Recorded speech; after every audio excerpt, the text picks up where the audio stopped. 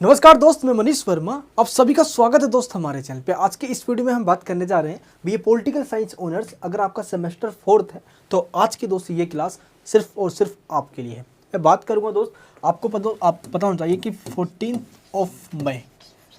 14 मई को दोस्त आपका पहला एग्जाम हो चुका है, लेजिस्लेटिव प्रोसीजर एंड प्रैक्टिसेस वाला। दोस्त बहुत बच्चों का एग्जाम बहुत अच्छा गया। हमारे दोस्त वीडियोस में जो क्वेश्चन बताए गए थे वही same question as it is दोस्त हमारे नोट्स से और वीडियो से वही सेम क्वेश्चन दोस्त आपके एग्जाम्स के अंदर भी आ गया।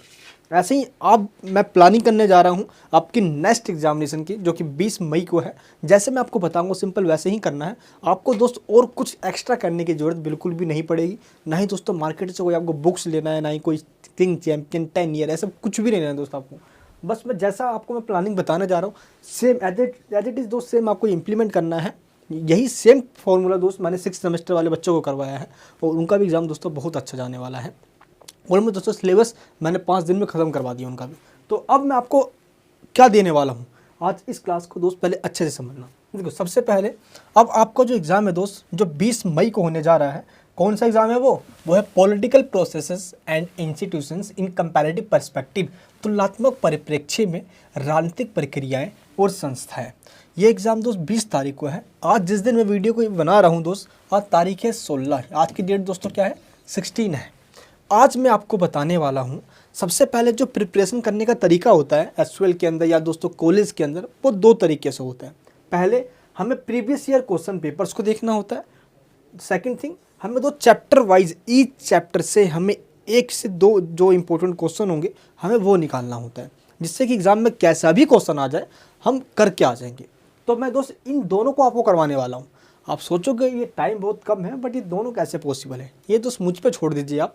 अब मैं आपको पहले बता देता हूँ दोस्त कि आपको पहले चैप्टर वाइज जो इंपॉर्टेंट क्वेश्चंस हैं पहले आपको वो करना है, देन आपको प्रीवियस ईयर क्वेश्चन पेपर को सोल्व भी करना है। अब आपको ये कैसे करना होगा अभी मैं आपको बताने वाला हूँ अपना पूरा प्लान। आज के दोस्तों क्लास के अंदर में, जो कि 16 तारीख है, आज 16 मई है, आज मैं आपको चैप्टर वाइज जो इंपॉर्टेंट क्वेश्चंस हैं मैं आज की वीडियो में आपको ये बताने वाला हूँ 16 तारीख को। देन दोस्तों मैं 17 और 18 को, 17 और 18 को दोस्त ये तो चैप्टर वाइज इंपॉर्टेंट क्वेश्चन मैं बताऊँगा। इन दोनों दिन में, इन 2 दिन के अंदर मैं इन दोनों चैप्टर वाइज जितने भी इंपॉर्टेंट क्वेश्चन बताऊँगा आज की क्लास में, इन 2 दिनों में दोस्त मैं पूरा सोल्व करवा दूंगा। और in chapter wise important question जो बताऊंगा मैं दोस्त, ये सभी चैप्टर्स होगा। दैट मीन्स आपका पूरा syllabus complete with in 2 days. Clear है? 2 दिन में दोस्त सिलेबस पूरा खत्म हो जाएगा। अब बच गया हमारे पास दोस्त 1 दिन, क्योंकि 17 दोस्तों 18 को तो चैप्टर वाइज इंपॉर्टेंट क्वेश्चन होगा, और जो 19 को जो 1 दिन बचा है हमारे पास, उसमें जस्ट प्रीवियस ईयर के क्वेश्चन पेपर को लेकर आऊँगा मैं लाइव। उसको मैं बताऊंगा फॉर्मेट की कैसे लिखते भी हैं, और उन क्वेश्चंस को समझा दूंगा कि लास्ट ईयर ऐसे आया हुआ है तो पिछले बार के अकॉर्डिंग इस बार क्वेश्चन को आप कैसे अटेम्प्ट करोगे। 19 तारीख को दोस्तों ये बताऊंगा, और फाइनली दोस्त 20 तारीख को आप एग्ज़ाम के अंदर फोड़ के आ जाओगे। क्लियर है? तो ये प्लानिंग है मेरी। आपको दोस्तों पसंद आया हो तो प्लीज़ कमेंट बॉक्स में बताना। क्लास को आज हम स्टार्ट करते हैं, और क्लास की स्टार्टिंग से पहले बता देना चाहता हूँ दोस्त कि एसएल ने कुछ गड़बड़ कर दिया है यहाँ पे। हुआ गड़बड़ क्या कि 20 तारीख को तो आपका ये मेन पेपर है ही, एक और आपका पेपर दे दिया गया है 21 तारीख को। जैसे कुछ बच्चे जो हैं जिन्होंने हिंदी ले रखा है, कुछ ने इंग्लिश ले रखा है, तो जो आपने ले रखा हो दोस्त उसका एग्ज़ाम 21 तारीख को ही है। इसमें कोई भी एक बीच में कोई गैप नहीं दिया गया। तो दोस्त इसी बीच में सोच रहा हूँ मैं कि एक वीडियो में इसके ऊपर ही बना दूँगा, जैसे कि हिंदी एंड परिदृश्य वाला जो सब्जेक्ट है वो हो गया, इंग्लिश वगैरह जो भी बेस्ट सेलर वगैरह कोई सब्जेक्ट वगैरह है। तो ऐसे कुछ सब्जेक्ट जो कि 21 तारीख को एग्ज़ाम है, मैं उसकी भी वीडियो पहले ही अपलोड कर दूँगा, आप सिंपल उसको देख लेना। लेकिन एक चीज़ मैं आपसे रिक्वेस्ट करता हूँ हाथ जोड़ के दोस्त, जितने भी हमारे सब्जेक्ट्स हैं आप सभी के पास, उन सभी सब्जेक्ट्स के मैं नोट्स लेकर आ चुका हूँ। उनके लिंक नीचे डिस्क्रिप्शन बॉक्स में है। आप मेरी क्लास से पहले ही नोट्स को लेकर उसको रीड आउट कर लीजिए। जैसे ही दोस्त क्लास लूँगा मैं, आपको नोट्स से भी समझ भी आ जाएगा, और क्लास लेने के बाद आपका सब कुछ क्लियर हो जाएगा। तो नोट्स को पहले रीड आउट कर लीजिए दोस्त। ये एसएल का एग्ज़ाम है। एसएल वाले दोस्तों आपको बैक यानी ईआर देने में बिल्कुल दोस्तों देरी नहीं करेंगे, क्योंकि इनको पता है कि अगर एक बार एक बच्चा फेल होता है तो उसको दोबारा से अगेन उसको एग्जामिनेशन फीस पे करना होता है, और दोस्त इसी तरीके से एसएल वालों की कमाई होती है। मैं नहीं चाहता दोस्त आप में से कोई भी ऐसा स्टूडेंट जो फिर से इस बार एग्जाम में रह जाए, क्योंकि ये फर्स्ट टाइम आपका होने वाला है जो कि आप ऑफलाइन एग्जाम दोगे। दोस्त अभी आपका जो कोर पेपर है वो है आज जो हम करने जा रहे हैं, यानी दोस्त जो पॉलिटिकल प्रोसेस वाला जो मैं आपको बताने जा रहा हूँ, ये आपका कोर सब्जेक्ट है। इसके बाद दोस्तों पॉलिटिकल साइंस के अंदर जो आपका कोर सब्जेक्ट आता है वो है दोस्त ग्लोबल पॉलिटिक्स वाला सब्जेक्ट, एंड थर्ड आता है पब्लिक पॉलिसी एंड एडमिनिस्ट्रेशन। ये 3 सब्जेक्ट दोस्त आपके कोर सब्जेक्ट है, इनमें तो आपको वो बहुत अच्छा स्कोर करना होगा। और बाकी दोस्तों 2 सब्जेक्ट आपके, एक हो गया लेजिस्लेटिव वाला, बहुत अच्छा गया ही है, प्लस दोस्तों एक सब्जेक्ट आपका हिंदी वगैरह ये जो जिनके पास है ये भी आपका अच्छा जाएगा। बस जो जैसे आपको मैं बता रहा हूँ सिंपल ऐसे ही करना है। लिंक नीचे डिस्क्रिप्शन बॉक्स में है, उसमें दोस्तों आपके इंपॉर्टेंट क्वेश्चन दिए गए हैं नोट्स के, ठीक है, एंड उसको ले लीजिए आप, हिंदी इंग्लिश दोनों मीडियम के अंदर है। क्योंकि दोस्त कोई एक्स्ट्रा मटेरियल लोगे आप मार्केट से लोगे समझ में नहीं आएगा, दोस्त लैंग्वेज और ज़्यादा हार्ड, प्लस कोई समझाएगा नहीं। दोस्त नोट्स को ही मैं यहाँ पे समझाने वाला हूँ तो आपको कोई प्रॉब्लम भी नहीं होगी। चलिए दोस्तों, तो आज मैं आपको जो क्वेश्चन बताने जा रहा हूँ ये दोस्त political process and institution in comparative perspective का पूरा जो सिलेबस है हमारा, उस पूरे चैप्टर्स वाइज मैं इंपॉर्टेंट क्वेश्चंस लेकर आया हूँ। ये दोस्त आपको एसएल बुक या रेफरेंस बुक्स में भी मिल जाएंगे। सबसे पहला जो हमारा क्वेश्चन होगा दोस्त, ये हमारा चैप्टर फर्स्ट से होने वाला है। किससे होने वाला है दोस्त? चैप्टर फर्स्ट से होने वाला है। पहले मैं आज की क्लास में सिर्फ इंपॉर्टेंट क्वेश्चंस को बता दूंगा, कल की क्लासेस दोस्त हमारी क्लासेस होगी जिनमें आपको मैं सॉल्यूशंस बताने वाला हूँ। पहला क्वेश्चन क्या है हमारा, एकात्मक प्रणाली का परीक्षण कीजिए। परीक्षण मतलब उसको दोस्त एग्जामिन करना होता है कि आखिर एकात्मक प्रणाली है क्या, और इसको दोस्त एडवांटेज और डिसएडवांटेज क्या है, इसकी लाभ और हानि बताना होता है, ठीक है। इस एग्जामिन का मतलब ये होता है।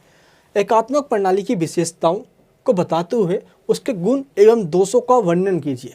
अगर दोस्त यहाँ पे आपको ये पोर्शन नहीं दिया गया, सिर्फ यही पोर्शन दिया गया, तो लाभ और हानि दोस्तों इसी पॉइंट में बताना होगा। इसमें आपको एक्स्ट्रा जो बताया गया इस पर भी दोस्तों आपको गुण और दोष बोल दिया गया है सिर्फ डायरेक्टली क्वेश्चन के अंदर, तो आपको ये पॉइंट लिखना ही लिखना है। यानी कि examine the unitary system explaining क्या दोस्तों, the characteristics of a unitary system, describe it's merits and demerits. Clear है। सेकंड क्वेश्चन क्या है हमारे पास, एकात्मक प्रणाली का परीक्षण कीजिए। दो सेम क्वेश्चन है, ये देखिए इसमें भी यही क्वेश्चन है। जो जो क्वेश्चन बन सकते थे, जिनकी पॉसिबिलिटी है, तो सेम वही क्वेश्चन मैं आपके सामने रख रहा हूँ ताकि उन क्वेश्चंस को आप इजीली कर पाओ, ठीक है। विस्तृत व्याख्या कीजिए कि यूके में यानी यूनाइटेड किंगडम ब्रिटेन में एकात्मक प्रणाली कैसे काम करती है। दोस्तों मोस्ट इंपॉर्टेंट क्वेश्चन है ये, और यूके के ऊपर आया हुआ है ये। क्लियर है। एग्जाम में यूनिटरी सिस्टम दोस्त ये और ये दोनों तो हमारा सेम ही है, बट इसके इधर का पोर्शन इसके इधर का पोर्शन दोनों डिफरेंस है। अब दोस्त इसमें क्या है, दोनों के डिफरेंसेस में आपको ये देखना है कि elaborate how unitary system working in UK. ये दोस्तों एक अलग है, क्योंकि आपको पता है कि वहाँ पे पार्लियामेंट्री सिस्टम है, और हमारे देश के अंदर ही पार्लियामेंट्री मतलब संसदीय व्यवस्था है। और संसदीय व्यवस्था के अंदर लोकसभा क्या होती है, यानी कि जो जितने भी काउंसिल ऑफ मिनिस्टर्स है, जैसे कि मोदी जी प्रधानमंत्री है, तो जो सभी मंत्री हैं वो लोकसभा के प्रति उत्तरदायी होते हैं। इसका मतलब ये हुआ वो जब तक काउंसिल मिनिस्टर बनी रह सकती है जब तक उनको लोकसभा में बहुमत मिला हुआ है। जिस दिन दोस्तों बहुमत खो दिए सरकार गिर जाएगी। तो ये चीज़ होता है। बाकी इनके कुछ फीचर्स भी हैं दोस्त, बहुत मज़ा आएगा इन टॉपिक्स को पढ़ने में, इंटरेस्टिंग बना दूंगा दोस्त, पूरी कहानी की तरह आपके खोपड़े में डाल दूंगा। एग्जाम में दोस्तों बस लिख कर आ जाना, डीजे पड़ोसे के घर के बगल में बजा देना, ठीक है। यानी दोस्तों जब पास हो जाएंगे ना, बड़ा मज़ा आएगा यार। देखो ग्रेजुएशन के अंदर अच्छे मार्क्स स्कोर कर लोगे तो अब जब हायर एजुकेशन में जब एडमिशन लेने जाओगे तो आपको एंट्रेंस एग्जाम नहीं देना होगा, आपके मेरिट के बेस पे ही अगर परसेंटेज अच्छी है एडमिशन हो जाएगा दोस्त। चाहे आप एमए के अंदर लेने वाले हो तो कोई तकलीफ नहीं होगी, बस थोड़ा सा दोस्तों मेहनत आपको अभी कर लेना है, ठीक है। चलिए नेक्स्ट क्वेश्चन क्या है हमारे पास, संघीय व्यवस्था से आप क्या समझते हैं। वही फेडरल सिस्टम दोस्तों, distribution of power, centre state और लोकल बॉडीज़ पे जो पावर डिस्ट्रीब्यूट कर दी जाती है, ठीक है दोस्त। सत्ता के क्षेत्रीय विभाजन के संदर्भ में संघ के महत्व का परीक्षण कीजिए। What do you understand by federal system, examine the significance of the federation in the context of territorial division of power. ये दोस्तों कहा गया आपके इस वाले में। अब नेक्स्ट क्वेश्चन क्या है, संघवाद क्या है, भारत में शक्ति व्यवस्था के विभाजन की यानी व्यवस्था क्या है, आपको ये बताना है, यानी कि उसकी व्याख्या करना है। यानी कि दोस्तों फेडरेशन यानी कि इंडियन जो फेडरलिज्म है ये, और इंडिया में दोस्तों जो डिस्ट्रीब्यूशन ऑफ पावर है, सेंटर को, स्टेट को, लोकल को, ये बताना है आपको। जैसे कि दोस्तों जो समवर्ती सूची है उसमें दोनों सेंटर गवर्नमेंट स्टेट दोनों गवर्नमेंट कानून बना सकते हैं। समवर्ती मतलब जो कॉन्करेंट लिस्ट है, जो स्टेट लिस्ट है उस पर भी सिर्फ स्टेट गवर्नमेंट कानून बना सकती है, और जो दोस्त केंद्रीय सूची है यानी जो सेंट्रल लिस्ट है उसके ऊपर सिर्फ सेंट्रल गवर्नमेंट ही कानून बना सकती है। तो 3 लिस्ट दे दी गई है, इन लिस्ट को मैं एलोबरेट करने वाला हूँ। पहले आपको सिर्फ क्वेश्चंस में समझा देता हूँ, ठीक है। भारत और अमेरिका में संघवाद के अलग अलग पहलुओं की तुलना करें उनमें अंतर करें। दो सिंपल क्वेश्चन समझ में आ गया आपको। Compare and contrast various aspects of federalism India and दोस्तों यूएसओ के बीच में आपको कंपेयर करना है। काफ़ी इंपॉर्टेंट क्वेश्चन है। नेक्स्ट क्वेश्चन क्या है, देखो पहले आपको बता देता हूँ मैं, जो इंडिया का फेडरलिज्म है दोस्तों वो कनाडा से लिया गया है, और जो अमेरिका का दोस्तों फेडरलिज्म है ये टोटली भारत से अलग है। इंडिया के अंदर दोस्त सेंट्रल गवर्नमेंट को पावरफुल बनाया गया है, यहाँ पे पार्लियामेंट्री सिस्टम है। अमेरिका में दोस्तों प्रेसिडेंशियल अध्यक्षात्मक शासन है। भारत के अंदर प्रधानमंत्री राष्ट्रपति दोनों होता है, अमेरिका में सिर्फ राष्ट्रपति होता है, प्रधानमंत्री नहीं होता। आखिर भारत और अमेरिका के संघवाद में अंतर क्या है दोस्त? बहुत मेजर अंतर है, बहुत मेजर डिफरेंस है। भारत के अंदर कोई राज्य, भारत का कोई भी राज्य भारत से कभी अलग नहीं हो सकता, लेकिन दोस्त अमेरिका का कोई भी राज्य अमेरिका से कभी भी अलग हो सकता है। वहाँ के दोस्त सभी 50 राज्य हैं, जैसे भारत में दोस्तों जितने राज्य हैं 28 राज्य, अमेरिका में टोटल दोस्त 50 स्टेट है, 50 स्टेट है। उनका सभी का कॉन्स्टिट्यूशन संविधान अलग है दोस्त, नागरिकता सबकी अलग अलग है।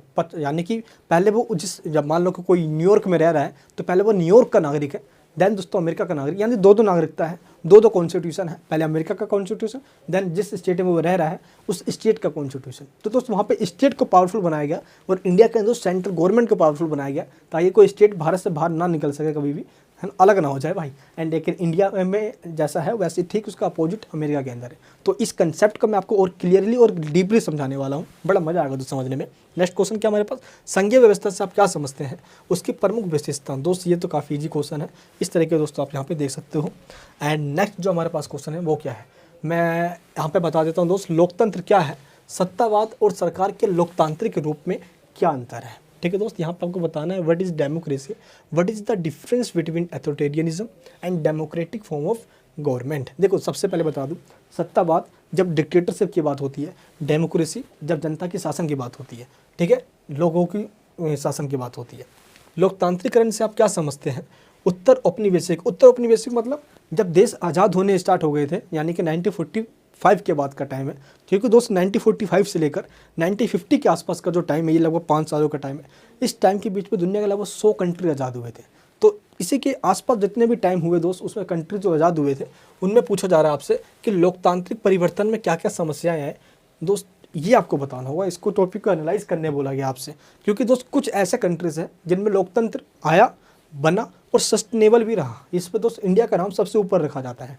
लेकिन कुछ कंट्री जहाँ पे स्टार्टिंग में लोकतंत्र का ढोंग रचा गया, बट उस कंट्री में तो डिक्टेटरशिप आ गई, जिससे म्यांमार हो गया, डिक्टेटरशिप आ गई दोस्त, अभी वहाँ पे आर्मी का शासन है। तो ऐसे काफ़ी सारे कंट्री है दोस्त, एशिया, अफ्रीका और लैटिन अमेरिका के अंदर। तो इन कंट्रीज़ के बारे में आपको बताऊंगा मैं इस वाले पॉइंट्स में दोस्त। चलिए नेक्स्ट क्वेश्चन क्या है, लोक लुभावनवाद क्या है, लोगों को लुभा कर वोट ले लेना दोस्त, ये बहुत प्रचलित है, बहुत फेमस थ्योरी आज ये। समकालीन, ठीक है दोस्त, दुनिया में लोक लुभावनवाद के अलग अलग तरीकों पर चर्चा कीजिए। What is populism, discuss various methods of populism in contemporary world. ये दोस्तों क्वेश्चन है हमारा, यहाँ तक आपको समझ में आ गया। और सबसे बड़ी बात दोस्तों मैं आपको ये बता दूं, अभी तक मैंने जितने आपको क्वेश्चन बताए हैं, अब दोस्त जो बताने वाला हूँ प्लीज़ सही से समझना। यहाँ से लेकर 1 2 3 4 5 6, ये दोस्त, ये जो 6 क्वेश्चन टोटल हैं, 6 क्वेश्चन टोटल, ये दोस्तों आपके चैप्टर फर्स्ट से हैं। देख लीजिए भाई, यानी कि चैप्टर फर्स्ट के अंदर टोटल 6 क्वेश्चन टोटल है। अब इन 6 क्वेश्चन करने के बाद आपका चैप्टर फर्स्ट कंप्लीट होगा। आप कह सकते हो कि थोड़ा सा कॉम्प्लिकेटेड आपको देखने में लग रहा है, बट दोस्तों मैंने एक ही वीडियो के अंदर इन 6 क्वेश्चंस के आपको आंसर्स दे दिए हैं। अब आपको दोस्तों क्या करना है, यहाँ पे देखिए दोस्तों, आपको ये सारे क्वेश्चंस और इसके बाद जो मैं आपको ये क्वेश्चन बताएं, ये तीनों क्वेश्चन दोस्त, इन सभी को, यानी दोस्तों ये जो चैप्टर है आपका दोस्त, ये सेकंड चैप्टर में आपका दिया गया है ये, ठीक है दोस्त। इस सब्जेक्ट की, यानी पॉलिटिकल प्रोसेस जो ये सब्जेक्ट है हमारा, इसकी मैंने चैप्टर फर्स्ट और चैप्टर सेकंड की दोनों चैप्टर की वीडियो डीपली में डाल दी है। आई होप आपने उसको देख लिया होगा। अगर आपने अभी तक नहीं देखा तो दोस्त उन दोनों सब्जेक्ट, यानी कि दोनों जो चैप्टर्स हैं, आप उनकी वीडियोज़ को देख लीजिए। वो वीडियो आपको कहाँ मिलेगी दोस्त, लिंक नीचे डिस्क्रिप्शन में मैंने आपको दे दी है। Chapter first link, chapter second link आपको मिल जाएगा लिखा हुआ, उन दोनों पे क्लिक करके आप उन दोनों वीडियोस को देख लीजिएगा। तो दोनों चैप्टर कंप्लीट रखना अपना, क्योंकि मैं आपको नेक्स्ट चैप्टर से, यानी कि मैं आपको दोस्त इन दोनों, ये भी मैंने उसमें पढ़ा दिया है, ये भी दोस्त मैंने उसके अंदर सब पढ़ा ही दिया है। तो अब मैं आपको पढ़ाने वाला हूँ इस क्वेश्चन से। ये दोस्त आपका थर्ड चैप्टर से स्टार्ट होने वाला है मेन, ठीक है, थर्ड फोर्थ फिफ्थ जो हमारे चैप्टर्स होंगे। तो यहाँ से दोस्तों आपको मैं नेक्स्ट क्लास में पढ़ाने वाला हूँ। इससे पहले के जो क्वेश्चन हैं ये सारे, ये ऑलरेडी मैंने दोनों चैप्टर्स में पढ़ा दिया है। तो इन दोनों इन सभी क्वेश्चन को समझने के लिए दोस्त आपको वो दोनों चैप्टर्स की वीडियोस देखनी है, लिंक नीचे वीडियो का डिस्क्रिप्शन बॉक्स में है। नेक्स्ट क्वेश्चन क्या है, निर्वाचन प्रणाली से आप क्या समझते हैं, first past the post system के गुण और दोषों की चर्चा कीजिए। देखो, निर्वाचन प्रणाली यानी कि इलेक्टोरल सिस्टम, वोट देकर जब हम अपने नेताओं को चुनते हैं तो दोस्त इसके काफ़ी सारे सिस्टम होता है। जैसे इंडिया के अंदर first past the post system है, यानी कि जिसको सबसे ज़्यादा वोट मिलेगा वो जीत जाएगा। मान लो दोस्त 100 जने हैं और दोस्त उनको 4 लोगों को चुनना है, तो किसी ने किसी को 20 दिया, किसी ने किसी को 25 दिया, किसी ने दोस्तों किसी को 20, किसी ने दोस्त किस तरह से मान लीजिए आप वोटों को डिस्ट्रीब्यूट किया गया। अगर तो जिस इन चारों में से जिसको सबसे ज़्यादा वोट मिलेगा वो जीत जाएगा। यही है जिसकी लाठी उसकी भैंस, यानी दोस्त first past the post system. Clear है। अब इसको गुण और इसके दोस्त अलग है, मैं आपको बताऊंगा इसको डीपली में। अभी तो पहले आपको मैं क्वेश्चन देने आया हूँ भाई। सबसे पहले तो नेक्स्ट क्वेश्चन क्या है, अनुपातिक प्रतिनिधित्व प्रणाली के गुण और दोस्त क्या है। दोस्त यही दो सिस्टम है जो कि सबसे फेमस है दुनिया भर के अंदर। रिप्रेजेंटेटिव यानी कि लोगों को चुनने का, जो नेताओं को चुनने का तरीका है, वो यही 2 तरीका है दोस्त। कई देशों जैसे नीदरलैंड, आयरलैंड वगैरह हो गए, उनमें ये तरीका फेमस है। कई दोस्तों वेस्टर्न कंट्रीज, यूरोपियन कंट्रीज़ के अंदर ये तरीका बहुत फेमस है। कोई दोस्त जो जहाँ पे बड़ी बड़ी पॉपुलेशन है वहाँ पे ये फार्मूला फेमस है। ठीक है दोस्त, तो इन दोनों फार्मूले को मैं आपको बताने वाला हूँ कि इलेक्शन प्रोसेस में इनका दोनों कैसा यूज़ किया जाता है दोस्त। नेक्स्ट क्वेश्चन क्या है, ब्रिटेन में राजनीतिक दल एवं दलीय व्यवस्था का वर्णन कीजिए। यानी दो describe political parties and party system in Britain. देखो दोस्तों, ये मेन टॉपिक इंडिया के अंदर हमने पढ़ा है, भारत के अंदर पार्टी सिस्टम क्या है, लेकिन टॉपिक आया है ब्रिटेन के अंदर। तो अब आपको ब्रिटेन का पूरा टॉपिक समझना होगा। ठीक है दोस्त, ब्रिटेन और अमेरिका की दलीय व्यवस्था का हमें वर्णन करना है। डैट मीन्स अमेरिका और ब्रिटेन के बीच जो पॉलिटिकल पार्टी सिस्टम है उसमें आपको कंपेयर करना है। नेक्स्ट क्वेश्चन है, भारत में दलीय पद्धति की आपको विशेषता बताना है। दोस्त ये क्वेश्चन काफ़ी इंपॉर्टेंट है दोस्त, लास्ट ईयर भी क्वेश्चन ये आया हुआ है। चलिए नेक्स्ट क्वेश्चन क्या है हमारे पास, राष्ट्र राज्य क्या है, नेशन स्टेट क्या है। जब दोस्त एक ही देश के अंदर लोग कई मतलब कि सालों से, कई सदियों से दोस्तों एक ही देश में रहते आ रहे हैं, उनका एक ही इतिहास है दोस्त, उनकी एक ही जाति है, एक ही धर्म के वो लोग हैं, उनकी भाषा भी एक ही है, तो जिस वजह से वो आपस में जुड़े हुए हैं, उनमें यूनिटी है, तो इसी को राष्ट्र कहा जाता है। तो जब देश के प्रति प्रेम की भावना जग जाती है, जब हम अपने नेशन को फर्स्ट में रखते हैं, देन सारी प्रायोरिटीज अलग होती है दोस्त, उसको ही राष्ट्रवाद कहा जाता है। मैं आपको पूरा कंसेप्ट समझाने वाला हूँ, ये राष्ट्रवाद क्या है। यूरोप में राष्ट्रवाद के विकास की प्रक्रिया का दोस्तों वर्णन कीजिए। मैं आपसे एक रिक्वेस्ट करूंगा दोस्त, मैंने आपको ये तो कह दिया कि 2 चैप्टर मैंने वीडियो बना दिया, आप उसको देख लेना दोस्त। इस चैप्टर की मैंने एक वीडियो बना रखी है, वो भी सेपरेट है। ये जो पूरा राष्ट्रवाद क्या है या राष्ट्र राज्य क्या है, इसको मैंने समझा रखा है। तो आपको दोस्त 2 वीडियो में और दूंगा जिसमें आपको ये देखना है राष्ट्र राज्य क्या है, एक अलग वीडियो है, प्लस यूरोप में राष्ट्र राज्य के विकास की प्रक्रिया बताना आपको दोस्त। इनकी वीडियोज़ के लिंक नीचे डिस्क्रिप्शन बॉक्स में दे दिए। नेक्स्ट टॉपिक क्या है हमारे पास, उत्तर औपनिवेशिक समाजों में राष्ट्र राज्य की जो विकास की प्रक्रिया वो बताना है आपको। यानी कि जो उत्तर औपनिवेशिक मतलब गुलाम होता है, उत्तर मतलब गुलामी का बाद का टाइम, यानी जब उनको आज़ादी मिल गई उस टाइम के बाद उनमें कैसे नेशन स्टेट का कंसेप्ट आया। देखो नेशन स्टेट का मतलब यहाँ पे ये भी जरूर आप सिंपल वर्ड में समझ लेना, एक नेशन स्टेट हम उसे ही कहेंगे जो टोटली इंडिपेंडेंट हो, आज़ाद हो अपने इंटरनल और एक्सटर्नल मामलों में। जैसे भारत दोस्तों 1947 से पहले इंडिया को एक ब्रिटिश स्टेट कहा जाता था, नेशन स्टेट नहीं कहा जाता था। क्यों? क्योंकि हम गुलाम थे। आफ्टर द 1947 दोस्त जब हम आज़ादी हो गए, हमें मिल गई, तो हमको ब्रिटिश स्टेट ना कहकर हमको नेशन स्टेट कहा गया, क्योंकि हम टोटली आज़ाद हो गए। तो ये कंसेप्ट आपको ध्यान रखना है। आखिर ये कैसे पनपा उन देशों के अंदर जो नए नए आज़ाद हुए थे दोस्त। नेक्स्ट क्वेश्चन क्या है, प्रतिनिधित्व से आप क्या समझते हैं। प्रतिनिधित्व के अलग अलग जो सिद्धांत है आपको ये बताना है। यानी कि what do understand by representation, elaborate different theories of representation. प्रतिनिधित्व की बुनियादी विशेषता क्या है, कोटा प्रणाली दोस्त काफ़ी इंपॉर्टेंट है, और महिलाओं के प्रतिनिधित्व की व्याख्या कीजिए। What are the basic features of representation, elaborate quota system and women representation. दोस्त इस तरीके से ये सारे हमारे इंपॉर्टेंट क्वेश्चन है दोस्त। इन सभी इंपॉर्टेंट जितने भी मैंने आपको क्वेश्चन दिखाए हैं, ये पूरे सिलेबस का सभी एक से लेकर उसने एंड तक चैप्टर से आपके सभी चैप्टर से ये इंपॉर्टेंट क्वेश्चन निकाले गए हैं। इसके अलावा दोस्तों कोई भी और क्वेश्चन नहीं है जो आपको मैं बता रहा हूँ आपको। ठीक है, लिंग यानी कि जेंडर से आप क्या समझते हैं, संघर्ष के साथ लिंग कैसे कार्य करता है। यानी कि what do you understand by gender, how genders operate with conflict. लिंग को परिभाषित करें, जेंडरिंग तुलनात्मक राजनीति की अवधारणा का मूल्यांकन करें। Define gender, evaluate the concept of gendering comparative and दोस्त किस में, पॉलिटिक्स के अंदर। तो इस तरह के दोस्त ये हमारे सारे इंपॉर्टेंट क्वेश्चन थे इस स्लाइड में, जिसमें मैंने आपको इंपॉर्टेंट क्वेश्चन दिखाए हैं। आप इसको डाउनलोड कर लीजिए और अपनी इस स्लाइड्स को अपने पास रखिए, क्योंकि इसमें क्वेश्चंस लिखे हुए हैं।